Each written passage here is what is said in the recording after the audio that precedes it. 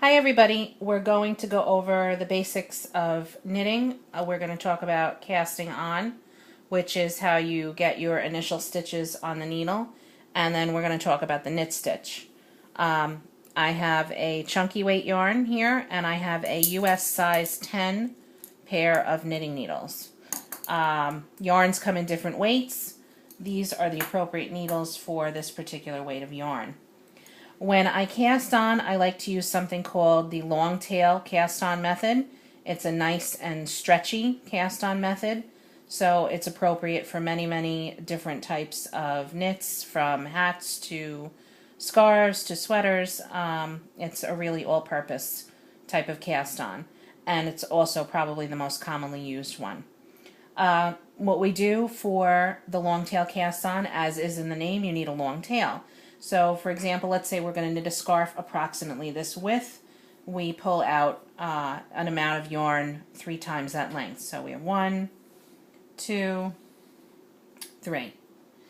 The same as we did with crochet, we're going to make a slip knot.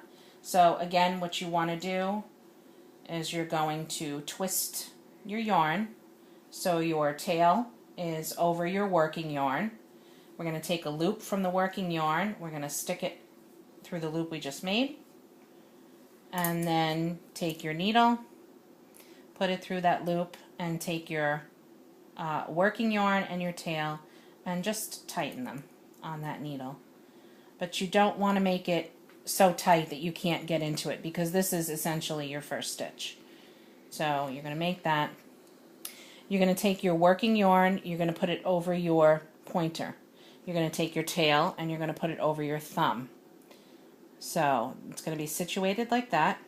You want to take the yarn ends and you want to grab them in your pinky and your ring finger and your middle finger, and it looks like you're making a slingshot. You're going to take the tip of your needle. The yarn that's currently on your needle for the slip knot is your first stitch, so then you're going to go to make your second stitch. So you're going to go under the yarn in front of your thumb. You're going to go over that back yarn, and you're going to come through this window here, and you're going to drop your thumb.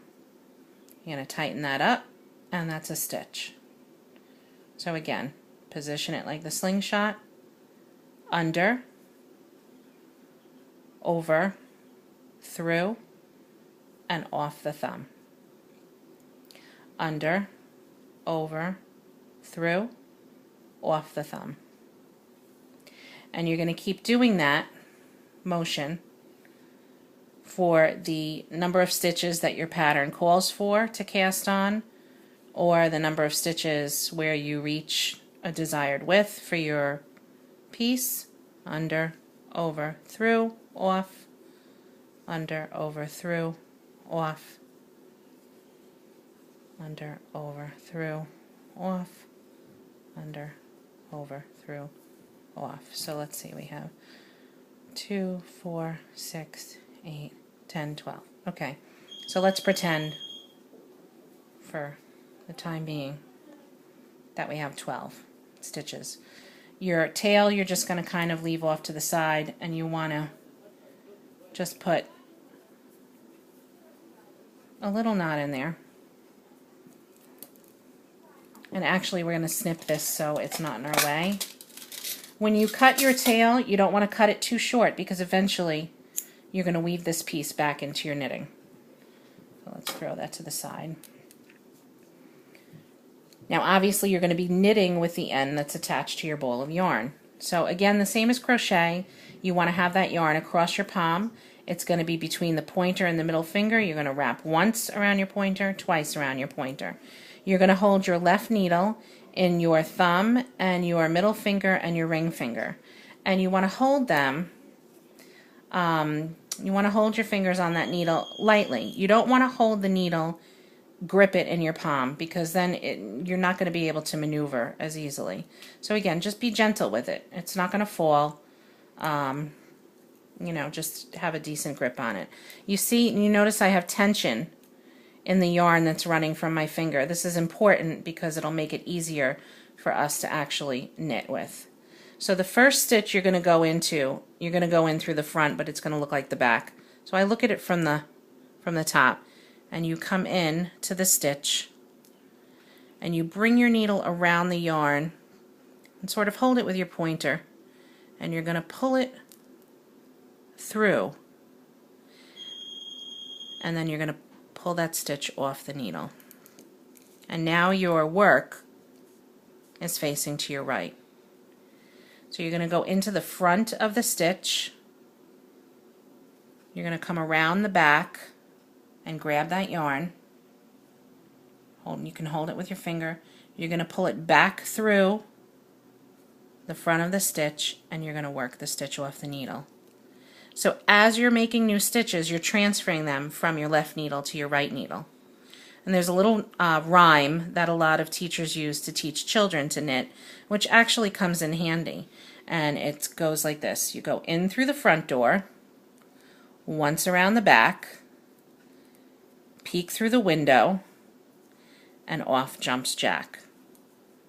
So it's really true. You're going into the front, around the back, you're poking it through, and you're pulling it off. And as you're doing that, you're creating new stitches. You're creating your new row of stitches.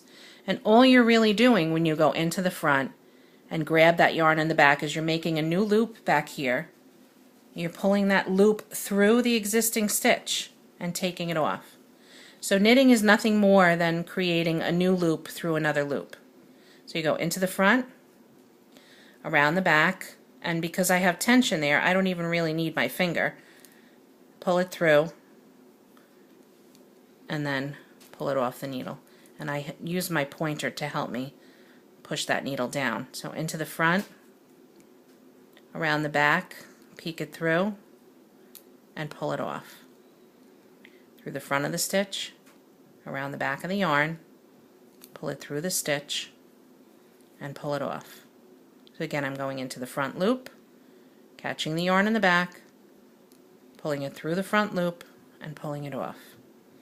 And you just continue in this manner until you get to your last stitch. And once you go into that last stitch, you now have your work on your what was your right needle now becomes your left needle. So you do the same thing again. Cross the palm, through the fingers, wrap once, wrap twice, holding it in your fingertips, going into the front of that stitch which you're turning, catching that yarn in the back, and pulling it through, and you're starting a new row. Into the front, around the back, through, and off. Into the front, around the back, through, and off. And that, very simply put, is the knit stitch. And before you know it, you'll be going at this pace. Easy peasy, lemon squeezy.